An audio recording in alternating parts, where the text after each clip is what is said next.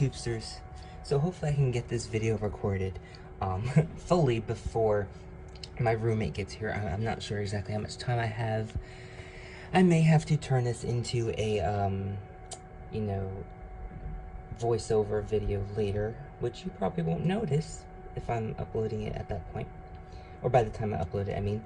Anyway, so this is basically my replacement video for my Saint Sarah Day video. That's probably the best way I can explain it. Saint Sarah Day was May 24th, mostly 24th, sometimes it can go into the 25th depending on how you celebrate. Anyway, I'm not gonna go too much into it. I'll just save that for next year when I share it with y'all. But I wanted to come on here, and since I can't really, or I don't really feel like it would be appropriate for me to do a, you know, celebration type of video, I thought I would share with you how I make my candles, especially since I need to make a new one anyway. Let's see if this even fits on here this time. So, something that I like to add to my candles. Oh no, it doesn't fit. Poop. Let's see.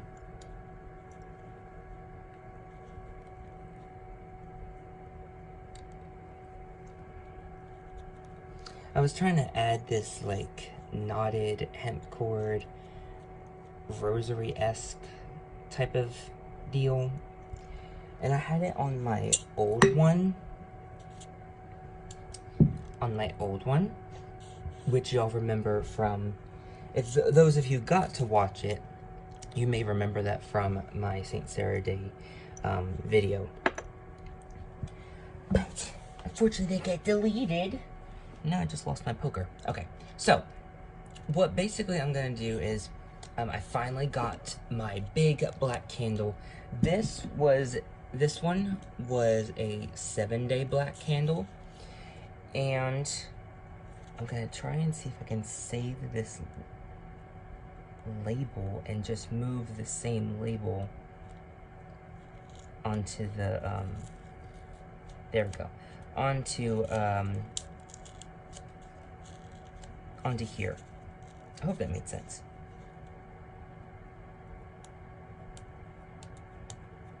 So basically what I do is I take the, I wrap the label around it, and then I poke some holes. Oops.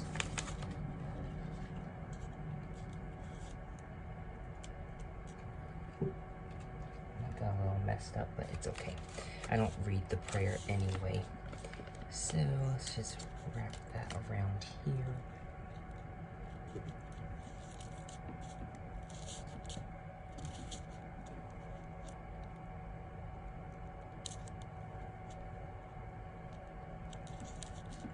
And I do it just for more image than anything, just because I think the image is kind of pretty. This label I bought from the, it's called, ironically it's called the Voodoo Store, even though I don't practice voodoo. I really like their labels. Oh, and it's not even. So, I just thought the label was kind of pretty. I actually do plan on making my own Saint Sarah label. I have found some pictures that I personally think are a little more appropriate. I feel that this is not a very good depiction of her. I think that the art is very beautiful, but I feel that it's too whitewashed, and it's Saint Sarah Ikali, and that means, oh, you can't even see that. That's supposed to mean black, which means she's supposed to look black, and she most definitely doesn't do that, so that's definitely some, you know, inappropriate racist, well, I don't know if racist is the appropriate word, but it's not an accurate depiction, let's put it that way. Hopefully that fan isn't too loud. I have a fan going in the background. Of course, like I said, if you're watching this and I've done a voiceover, you're probably not going to hear that. Anyway, let's go over the herbs. So the herbs that I will be using are pennyroyal, and I just collected from my, I guess you can call it a master plant. I'm not really sure what to call that. My little bundle. This is a really good herb that's good for protection and traveling. And the reason why I use that is because it's actually like an herbal guide of mine that I received by, I want to say it was called a reading. It's been a while since I did it, so I'm not sure. But I did it with, oh, see, I only remember her, like, it's like Serpent Pharmacia. Vivian, that's her name. I did it with her, and I'll try and link her information below. Sorry, y'all, it was a really exhausting day, so I'm like uber tired. Anyway, so this is a good herb to work with, almost like a representation of the Roma people and travelers. So that could be Romanish, or excuse me, I think it's Mumperlish for travelers, if I remember correctly. Like I said, I'm super tired. Travelers and Romani are not the same thing, and if you've been using the word gypsy, please refrain from doing so unless you are, you know, Roma descent or part of the Roma community, etc., etc. It's actually a very rude racial slur, and it gets used way too much. If you want, I'll make a video talking about the history behind the word and how it's technically very disrespectful to use that, but we're not going to make that this video right now. So anyway, black candle. I decided to use a 14-day this time just because I wanted a bigger one so it can last longer. Like I said, put the label on. I will be remaking the label, and then using my pennyroyal for protection for the traveler / Roma. I'm also going to be adding in some rue and lovage. Those are really good protection and love herbs. And it's, oh, almost forgot. Where is it? Okay. I'm also going to be adding my starkosunis, which is 4 spices. This is white pepper based with equal parts of ginger and nutmeg, and a good bit, but not too much, of clove. So that's good for general well-being, general protection, the feelings of like that warmth and embracing type of love and protection, and some prosperity, money. It's like a good general, all-encompassing type of blend. So it's not good for doing like hardcore work, but it's good for like encompassing a lot of things. And I'm just gonna stop talking from that because I can't seem to come up with any words. I guess I've said enough of that. But the lovage is gonna be put in there mostly for love, obviously, and then the rue is gonna be for like exorcism type of protection. So that way, when this candle is lit and I'm calling out to Saint Sarah, it can dispel and exorcise any negative forces, any glares that are sent my way, or malokyo, or mal de ojo, or evil eye, whatever you call it. In my tradition, it's called glaring. So yeah, that's a really good strong protection herb. It's also good, think of the phrase like, she will rue the day, or he will rue the day, you know, like, they will regret. So it's also good for like punishing those who do wrong by you. Like, I'm gonna specify this just because some of y'all don't understand my practice, but specifically doing bad to those who are injustice, like their acts are injustice, they are not in the right. I hope that made sense. And that's pretty much it. I'm debating whether or not I want to add my, oh no, my yarlachero, my egg powder. I'm not entirely sure. I think I'm gonna add it. So I'm gonna add that too. And my potions, my lavalish that I'm going to be adding this time is my protection potion, and or my Stronishan Lavari protection potion, or my Dronputari Lavari, which is the road opener potion. I don't think y'all saw it, sorry. I don't have much space because this candle's actually really tall. Where did I put my poker? I tell you, I keep on losing that shit. Alright, so I'm going to be making 5 holes. I think in the smaller one I did 3. If y'all don't know, fun/OCD fact about me is that I don't like even numbers except the number 4. People make jokes about that all the time at work because, like, I get these, well, I'll just explain. They're tool tags, right? And they're basically tags that you use to track your tools. That's probably the best way and quickest way to explain it. Oof, it went all the way down and I still have all this room. This is why I love these kebab barbecue skewers, the metal ones, because they're so sturdy, but they're also really long, so like you can make these really nice holes in them and not worry about, you know. Sorry, y'all. The video just cut out on me. So I was saying that I'm using my barbecue kebab skewer, and I love how long it is because I don't know if that went all the way down, actually. I love how long it is because you can get all the way down into these jar candles and not worry about, oh no, as I make a mess, and not worry about, you know, well, shit, that train of thought's gone. I'm too tired for this. I just really love it. Let's just keep it keep it short and simple. So I'm putting these 5 holes in here so I can put the oils in. And normally, since it's the smaller candle, these holes would be big enough for me to put in the herbs.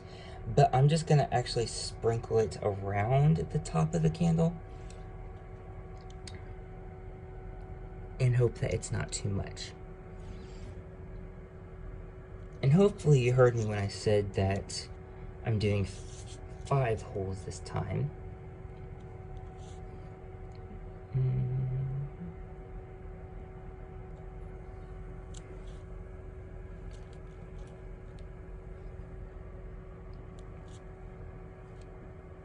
All right.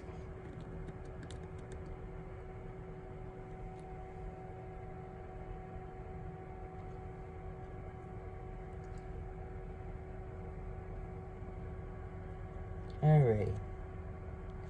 Doop, doop, doop. Alright. So, let me shake up my potion bottles real quick.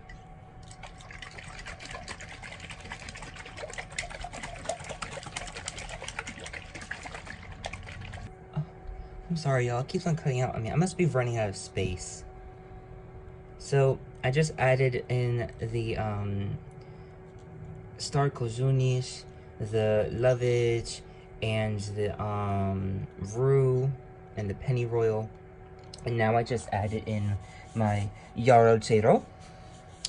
And I'm doing these updates because I don't know how much it's recording or when it's cutting off. Alright, so I added all my herbs. I put in my protection potion or my Stronician Lavarli, and my road opener potion or my Drankutari Lavarli. And Star Kozunis, if you don't know, means 4 spices, and that's the base of white pepper, equal parts of ginger and nutmeg, and a good amount of clove. And roux, lovage, and pennyroyal. If I didn't already say that, and yarrow chero is egg powder. So, I don't trim the wick. I think I'm just gonna have to turn this into a voiceover, y'all, because I feel like I'm repeating myself and I don't know like how much is getting kept in the videos. But in my tradition, we don't trim the wick. We use the wick as a means of activating the candle. So we always, when we make our own candles, we always make it long, and then we burn it down to a 1/4 inch, and then we blow it out. If we're gonna give it to someone else or send it, sell it to someone or we just keep it going for ourselves. Alright, so with that said, we're gonna activate the candle.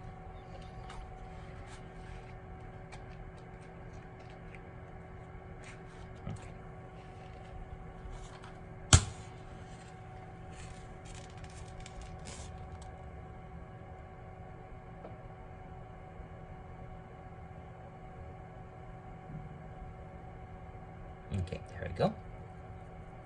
Oh.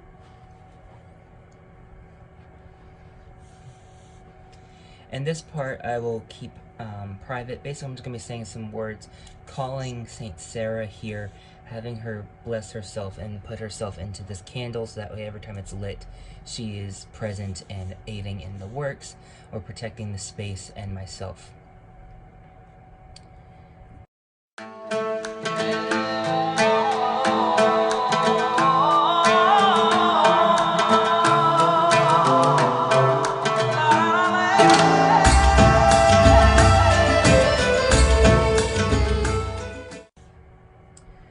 Alright, y'all, so that's pretty much it. And since this is for me, I'm just going to be keeping it lit for me until I go to bed or whatever. And yeah, that's pretty much how you create this candle. I'm just doing like some final blessings with Palo Santo, and that's it. As always, Huini Avici Palo Vinkesh. Hey y'all, so I just remembered that there was something I wanted to add. So I actually let it burn a little more. When I'm giving it to someone else, I actually do let it burn a little more than a 1/4 inch. I let it burn until it does a nice pooling at the top. Kind of like just this much. So about half the diameter. That's not where this inner melted pool circle is about half the size, or maybe a third of the size as the candle circle. Does that make any sense? I feel like that doesn't make any sense. It's like, I just do it based off of the candle that I'm using. So the pool of wax wouldn't be this big if I wasn't using the 7-day candle, but it would have the same surface area, I guess is the best way to explain it. For this size candle, I burn this much, and it kind of there's still a barrier there. It's not like melted through the whole top layer of the candle. You know, like when you burn a candle long enough and it melts and melts until like the whole top layer is melted. I don't burn it that much. I burn it until it's like halfway to the edge. So like, okay, so here's the flame. Flame is center. Let the pool of wax be halfway between the edge of the candle and the flame. There we go. That's what I'm trying to say. And then you would tilt it and let the wax go over the herbs, and it would set the herbs. And that is the way that I do it for when I'm sending candles, or if I was to make a candle. Oh my gosh, I'm sorry y'all, I am so tired. When in the tradition, that is how the candles are made if you're gonna sell them or give them to someone else.